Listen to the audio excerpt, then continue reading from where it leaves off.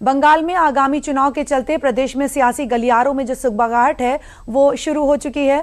चुनावी पार्टियां एक दूसरे पर तीखे वार करने से बाज नहीं आ रही और इसी क्रम में एक जनसभा को संबोधित करते हुए गृह मंत्री अमित शाह ने बंगाल की मुख्यमंत्री पर तंज कसते हुए प्रदेश में कानून व्यवस्था पर भी निशाना साधा है। एक रिपोर्ट।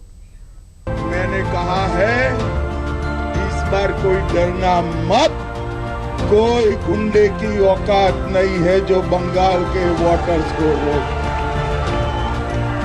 इस पर भय मुक्त होकर वोटिंग करना है और सिर्फ हराना नहीं है टीएमसी को, मूल समेत उखाड़कर बंगाल की खाड़ी में फेंक देना है। बंगाल की धरती पर गूंजती गृह मंत्री अमित शाह की ये आवाज, ये आह्वान ममता बनर्जी के सियासी दामन को सीधा चुनौती दे रही है और इस चुनौती का आधार बंगाल का वो पिछला चुनाव ही है जब ममता बनर्जी खुद अपनी सीट नहीं बचा पाई थी और अब इस बार के चुनाव के लिए खुद केंद्रीय गृह मंत्री अमित शाह ने बंगाल के मोर्चे पर मोर्चा संभाल लिया है। 15 दिन तक मैं बंगाल में ही रहने वाला हूँ।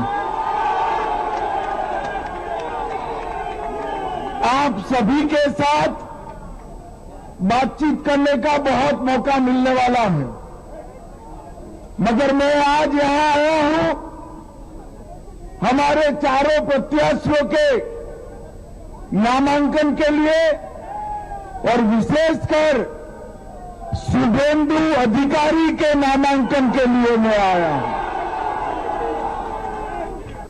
शुभेंदु अधिकारी के नामांकन में गृह मंत्री अमित शाह का ये बड़ा ऐलान ममता बनर्जी की सियासी नींव हिलाने वाला है, क्योंकि अब खुद गृह मंत्री अमित शाह ने अगले 15 दिनों तक बंगाल में चुनावी कमान संभाल ली है, जो बीजेपी की रणनीति की गंभीरता को बताने के लिए काफी है। अमित शाह ने गुरुवार को शुभेंदु अधिकारी के नामांकन में एक बड़ा रोड शो कर ममता बनर्जी को उन्हीं के घर में हराने की चुनौती पेश कर दी है।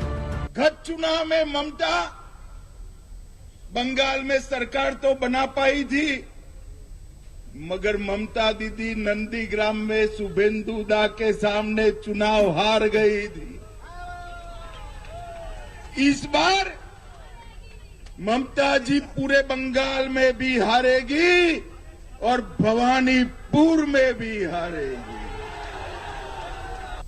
दरअसल भवानीपुर सीट ममता का मजबूत गढ़ मानी जाती है, लेकिन अब ये बीजेपी के लिए प्रतिष्ठा की लड़ाई बन चुकी है। बीजेपी इस सीट को प्रतीकात्मक लड़ाई के रूप में देख रही है, जहां जीत का मतलब पूरे बंगाल में सत्ता परिवर्तन का रास्ता खोलना हो सकता है। ऐसे में गृह मंत्री का ये बयान सिर्फ एक राजनीतिक हमला नहीं, बल्कि चुनावी रणनीति का बड़ा संकेत भी है।